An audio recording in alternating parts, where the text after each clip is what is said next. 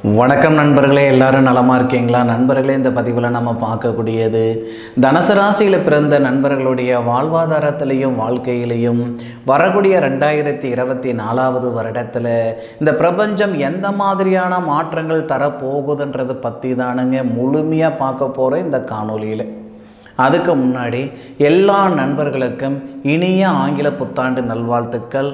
தனுசு ராசியில் வரக்கூடிய நட்சத்திரங்கள், முதல் நட்சத்திரம் மூலம் நட்சத்திரம், ஆஞ்சநேயர் பிறந்த நட்சத்திரம் மூல நட்சத்திரம் 4 பாதம். பிறகு வரக்கூடிய பூராடம் நட்சத்திரம் அப்படின்னு சொல்லக்கூடிய சுக்கிர பகவானுடைய நட்சத்திரம் பூராடம் நட்சத்திரம் 4 பாதம். அதன் பிறகு வரக்கூடிய உத்திராட நட்சத்திரம் முதல் பாதம், விநாயகர் பிறந்த நட்சத்திரம். அப்போ விநாயகர் பிறந்த நட்சத்திரம் உத்திராட நட்சத்திரம் முதல் பாதம். அப்போது 3 நட்சத்திரங்கள் 9 பாதங்கள் கொண்ட அற்புதமான ராசி தானுங்க இந்த தனுசு ராசி. ராசி அதிபதி குரு. அப்பேற்பட்ட தனுசு ராசி நண்பர்களுக்கு வரக்கூடிய 2024 வருடம் சாதகமாக இருக்குமா அல்லது பாதகமாக இருக்குமா, அதை பற்றி தான் முழுமையாக இந்த காணொலியில் நாம் பார்க்க போகிறோம். அதுக்கு முன்னாடி இந்த வருடம் பிறக்கப்படக்கூடிய தருணம் ஜனவரி மாதம் 1ஆம் தேதி திங்கட்கிழமை, அருமையான ஒரு நாள், அற்புதமான ஒரு நாள். திங்கட்கிழமை அதிகாலை மகம் நட்சத்திரம் சொல்லக்கூடிய தனுசு ராசிக்கு 10வது பாவகத்தில் இருக்கக்கூடிய கேது பகவானுடைய நட்சத்திரம் தான் மகம் நட்சத்திரம். அதுபோக சுக்கிரன் பிறந்த நட்சத்திரத்தில் மகம் நட்சத்திரம் அப்படின்றது தான் சுக்கிர பகவான் பிறந்த நட்சத்திரம். அப்போது அந்த மகம் நட்சத்திரம் 3வது பாதத்தில் 129 டிகிரி சிம்ம ராசியில் இந்த வருடம் பிறக்கப்படுது. கன்னியா லக்னத்தில் சிம்ம ராசியாதிபதி சூரியன். அந்த சூரியன் உங்களுடைய ராசியிலேயே சஞ்சாரிக்கும் பொழுது உங்களுடைய ராசியில் சுக்கிர பகவானுடைய நட்சத்திரமான பூராடம் நட்சத்திரம் முதல் பாதத்தில் 255 டிகிரியில் இருக்கும் பொழுது தான் இந்த வருடம் பிறக்கப்படுது. அப்போது உங்கள் ராசிநாதனுடைய பார்வையில் உங்களுடைய ராசியில் இருக்கக்கூடிய சூரிய பகவானும் செவ்வாவும் இருக்க தருணத்தில் தான் இந்த வருடம் பிறக்கப்படுது. அப்போ சூரிய மங்கள யோகம் வெளிநாட்டில் இருக்கிற நண்பர்களுக்கு மிக பிரமாதமாக இருக்கும். இந்த நேரம் குடி உரிமை இந்த நேரத்தில் நிறைய நண்பர்களுக்கு கிடைக்கும். அந்த நாட்டில் இருக்கக்கூடிய குடி உரிமை, அப்போது அந்த மாதிரி ஒரு அமைப்பு. அதுபோக வெளிநாட்டில் இருக்கிற நண்பர்களுக்கும் சரி, உள்நாட்டில் இருக்கிற நண்பர்களுக்கும் சரி, மண் மனையை வாங்கக்கூடிய ஒரு யோகம் பிராப்தம் ஏற்படும். 9வது பாவகத்துக்கு அதிபதி சூரியன், 5வது பாவகத்துக்கும் 12வது பாவகத்துக்கும் அதிபதி செவ்வாய் குரு பகவானுடைய பார்வை வாங்கி புதனுடைய ஆதிக்கத்தை பார்க்கக்கூடிய தருணம். தனுசு ராசிக்கு 7வது பாவகம் புதனுடைய ஆதிக்கம் மிதுன ராசியை பார்க்கக்கூடிய தருணம். அந்த அமைப்புகளால் நிறைய நண்பர்களுக்கு புதன் வெளிநாட்டுக்கு அதிபதி, அவருடைய பாவகத்தை உங்களுடைய ராசியில் இருக்கக்கூடிய இந்த 2 கிரகங்களும் பார்ப்பதால் அந்த இடத்துக்கு அதிபதி உங்கள் ராசிக்கு 12வது பாவகத்தில் செவ்வாயுடைய ஆதிக்கத்தில் இருக்கிறதுனால தான் வெளிநாட்டில் இருக்கிற நண்பர்களுக்கு மண்மனை யோகம் ஏற்படும், குடியுரிமை ஏற்படும் சொன்னேன். அதுபோக நம்ம ஊரில் இருக்கக்கூடிய நண்பர்களுக்கும் மண்மனை ஏற்படுறதுக்கு, வீடு வாசல் வாங்கிறதுக்கு வாய்ப்புகள் கொடுக்கும். இன்னும் ஒரு சில நண்பர்கள் இந்த 7 நாட்டு சனி இதுக்கு முன்னுக்கு இருந்தது, இப்போ கிடையாது. அதனால் தான் வாங்கின சொத்து அல்லது பூர்வீக சொத்து இந்த வகையிலலாம் நமக்கு பிரச்சனைகள் இருக்குதுங்க. வாயை கட்டி வயிற்ற கட்டி ஒரு இடம் வாங்கணுங்க, அந்த இடம் வாங்கினதுலேருந்து ப்ராப்ளமாக இருந்துக்கிட்டு இருக்குது. ஒன்று அந்த இடத்துல இருக்கிற சங்கடங்கள் சரியாகணும், இல்லையா அந்த இடத்த விற்றுப்படணும். 2ல் ஏதாவது நடக்குன்னு பார்க்குறேனுங்க, என்ன தான் மல்லு கட்டினாலும் 2மே நடக்க மாட்டேங்குது, 2ல் 1 கூட நடக்க மாட்டேங்குது அப்படின்னு சங்கடப்பட்டு இருக்கிற தனுசு ராசி நண்பர்களுக்கு இந்த நேரத்தில் நல்ல முடிவு ஏற்படும். ஒன்று அந்த சொத்தில் இருக்கிற பிரச்சனைகள் நீங்கும், இல்லையா அந்த சொத்தை விற்கிற மாதிரி வரும். 2ல் எது நடந்தாலும் ஓகே தானுங்க. ஏன்னா அந்த முதலீடு வச்சு வேறு ஏதாவது ஒரு இடத்துல நீங்கள் அந்த பணத்தை வச்சு முதலீடு பண்ணலாம். அதுபோக இன்னும் ஒரு சில நண்பர்களுக்கு பதவி உயர்வு ஏற்படும்.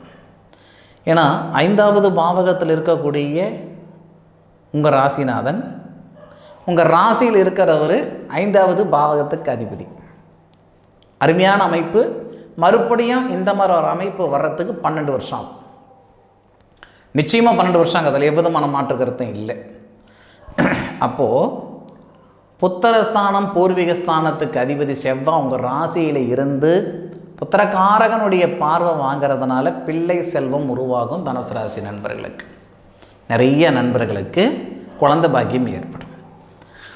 ஒருத்தர் கமெண்ட்டில் சொல்லியிருந்தார், அது போக கால் பண்ணி அதே நபர் சொல்லியிருந்தார், ஐயா ஐயா நீங்கள் சொல்கிறது ஏதோ பாடம் நடத்துகிற மாதிரி இருக்குது, இந்த பலன்கள் நீங்கள் சொல்கிறது எனக்கு பலன் மட்டும் சொல்லுங்கள். கிரகங்கள் இருக்கிற நட்சத்திரமோ, ஒரு கிரகம் ஏறி இருக்கிற நட்சத்திரமோ, இருக்கிற இடமோ, பார்க்குற இடமோ, சேர்க்கையோ இதெல்லாம் எங்களுக்கு வேண்டாம், எனக்கு பலன் மட்டும் சொல்லுங்கள் அப்படின்னாரு. ஜோதிடம்ன்றது கணிதம், வாக்கு கிடையாது. சொல் பொழிவு அப்படின்றது வேற, சொல்கிறதெல்லாம் நடந்துறது இல்லை. கணிதம் அப்படின்றது இந்த வகையில் தான் இந்த ஜோதிடர் சொல்கிறது சரியாக வருதுன்றது நீங்களும் புரிஞ்சுக்கிடணும், உணர்ந்துக்கிடணும். நான் ஒரு பலன் சொல்கிறேன்னா ஒரு 10 நிமிஷம் இந்த வீடியோவை பார்த்தீங்கன்னா நான் எந்த வகையில் சொல்கிறேன், எப்படி இந்த பலன் சொல்கிறேன்றது உங்களுக்கும் தெரியணும். ஏதோ நான் பாட்டில் வாக்கு சொல்கிற மாதிரி சொல்லிகிட்டு இருக்கக்கூடாது இல்லையா? அதுக்காக தான் எத்தனை டிகிரியில் இந்த வருடம் பிறக்குது, எந்த இடத்துல இந்த கிரகம் இருக்குது, எந்த இடத்த பார்க்குறதுனால இந்த மாதிரி ஒரு விஷயம் இருக்குதுன்றது உங்கள் மனசுக்குள்ளேயே நீங்கள் கூட்டி கழிச்சிக்கலாம். அதுக்காக தான் நேரமானாலும் பரவாயில்ல விரிவாக சொல்லணும் அப்படின்ற ஒரே நோக்கத்துக்காக தான் இப்படி பண்ணுறேனுங்க. உங்கள் ராசிநாதன் புத்திரகாரகன், எல்லாருக்குமே குரு பகவான் தான் புத்திரகாரகர். அந்த குரு பகவான் 5வது பாவகத்தில் இருந்து புத்திர ஸ்தானாதிபதி தனுசு ராசிக்கு யாருன்னு பார்த்தீங்கன்னா செவ்வாவுடைய வீட்டில் இருக்கக்கூடிய குருவுடைய வீட்டில் இருக்கக்கூடிய செவ்வாவை பார்ப்பதால் குருமங்கள யோகம் ஏற்படும். செவ்வாய் சூரியனுடன் சேர்ந்து இருக்கிறதுனால சூரிய மங்கள யோகம் ஏற்படுது. இந்த வகையில் புத்திர செல்வம் கிடைக்கும். 12 வருஷம் ஆகுது கல்யாணம் ஆகிட்டு, பார்க்காத வைத்தியம் இல்லை, பண்ணாத பரிகாரம் இல்லை, போகாத கோயில் குளம் இல்லை, இது வரைக்கும் நடக்கலை. இந்த நேரத்தில் இந்த தம்பி சொல்கிறது நடக்குதா? ஐயா நீங்கள் அப்படியே நினச்சிக்கிடுங்க, இந்த வருடத்தின் இறுதியில் சொல்லுங்கள் நான் சொன்னது நடந்ததா நடக்கலையான்ட்டு. நான் சொன்னது நடக்கணும்னு விதி இருந்தால் அது மாறவா போகுது? எத்தனையோ யூடியூப் சேனல் நீங்கள் பார்த்துக்கிட்டு இருக்கிறீங்க. இந்த நேரத்தில் நான் உங்கள் கண்ணில் படணும், என் வீடியோவை நீங்கள் பார்க்கணுன்ற ஒரு விதி இருக்கிறதுனால தானே பார்த்துக்கிட்டு இருக்கிறீங்க. 4 நாளைக்கு முன்னுக்கு உங்கள் கண்ணில் நான் படலையே. எல்லாத்துக்கும் ஒரு நேரம் இருந்தால் மட்டும்தான் எதுவாக இருந்தாலும் செயல்படும். அந்த நம்பிக்கை எனக்கு இருக்குது. பிரபஞ்சத்துக்கு மீறிய ஒரு சக்தி இந்த உலகத்தில் கிடையாது. தனுசு ராசியில் பிறந்த நண்பர்களுக்கு புத்திர செல்வம் கிடைக்கிறதுக்கான அருமையான தருணம் இந்த தருணம். உழைப்புக்கு தகுந்த உயர்வு பிப்ரவரி 16ஆம் தேதியிலிருந்து மே மாதம் 2ஆம் தேதிக்குள்ளாரவே நிறைய நண்பர்களுக்கு வளர்ச்சி கொடுக்க போகுது. தொழிலில் வேண்டாம் விருப்பம் நான் வேலை செஞ்சுக்கிட்டு இருக்கிறேன் சார், வேறு வழி இல்லாமல் நான் செஞ்சுக்கிட்டு இருக்கிறேன் சார், அடுத்தவங்க கிட்ட போய் வேலை செஞ்சால் ரொம்ப சங்கடமாகி போயிடும், அதனால் நஷ்டத்துக்கு நான் வேலை செஞ்சுக்கிட்டு இருக்கிறேன், இப்படியெல்லாம் இருக்கிற நண்பர்கள் இருக்க தானே செய்கிறாங்க. அப்பேற்பட்ட நண்பர்களுக்கு கூட இத்தனை நாள் நான் நஷ்டத்தை செஞ்சிட்டு இருந்த வேலை நல்லதாக போச்சு, மாறி இருந்தால் சங்கடமாயிட்டிருக்கோம். ஏன்னா தெரியாத வேலை செய்யக்கூடாது, தெரிஞ்ச வேலை விடக்கூடாது. அப்போது நஷ்டமானாலும் தெரிஞ்ச வேலை விடாமல் நான் செஞ்சுக்கிட்டு இருந்தேன், இன்றைக்கி நான் லாபகரமாக இருக்கிறேன் அப்படின்னு நீங்கள் சந்தோஷப்படுற அளவுக்கு கண்டிப்பாக இந்த பிரபஞ்சம் கொடுக்கும். தப்போ ரைட்டோ 15 கிலோமீட்டர் போயிட்டோம், மறுபடியும் வேறு பாதையில் போகிறதுக்கு அதே பாதையில் போகிறது புத்திசாலித்தனம். இன்னும் ஒரு சிலர் இருக்க தான் செய்கிறாங்க. 15 கிலோமீட்டர் நீ போயிட்டு போகிற பாதை உனக்கு தப்பான பாதை, மீண்டும் நீங்கள் அங்கே போகிறத விட பின்னுக்கு வந்துட்டு நீ மறுபடியும் முன்னுக்கு போ, முன்ன இருந்த அந்த வேகம் விவேகம் இருக்காது, அதுக்குன்னு தப்பான பாதையில் போயிட முடியுமா அப்படின்ற வார்த்தை நீங்கள் கேட்கலாம். ஏதோ ஒரு வகையில் நமக்கான ஒரு பாதை கண்டிப்பாக திறந்திருக்கும், நமக்கான கதவை எங்கேயாவது திறந்திருக்கும். அந்த மாதிரி நிச்சயமாக இந்த தனுசு ராசியில் பிறந்த நண்பர்களுக்கு இந்த 2024 வருடத்தில் நல்ல ஒரு யோகம் இருக்குது, தவற விட்டுடாதீங்க. நான் ஒன்று சொல்லிக்கிறேனுங்க, கஷ்டப்படுறவங்க எல்லாமே முன்னுக்கு வர்றதில்லை. அவங்க கிரக சாரம் அவங்களுடைய ஜாதகத்தில் இருக்கக்கூடிய கிரக அமைப்புகளுக்கு தகுந்த மாதிரி தான் மேலுக்கு வராங்க. உங்களுடைய ஜாதகத்தை இந்த 2024 வருடம் பிறக்கிறதுக்குள்ளார ஒரு முறை உங்கள் ஜோதிடர்கிட்ட பாருங்கள். கோட்சார ரீதியாக 100% நல்லா இருக்குது. உங்களுடைய சுய ஜாதகத்தில் என்ன திசை நடக்குது, என்ன புத்தி நடக்குது, என்ன அந்தரம் நடக்குது, என்ன சூட்சமம் நடக்குது, கிரக அமைப்பு எப்படி இருக்குதுன்றது ஒரு முறை பார்த்துக்கிடுங்க. உங்கள் சொந்த ஜாதகம் 2% சாதகமாக இருந்தால் போதுமானது. 90% உங்களுடைய கோட்சார கிரக நிலைகளே உங்களை எங்கே கொண்டு போய் சேர்க்கணுமோ அந்த இடத்துல அழகாக அருமையாக அற்புதமாக கொண்டு போய் சேர்த்திடும். சத்தியமாக சொல்கிறேன், தனுசராசி நண்பர்களுக்கு தன யோகம் கொடுக்கக்கூடிய தருணமாக இந்த 2024 வருடம் வரும்ன்றதில் எந்த விதமான மாற்று கருத்தும் இல்லை.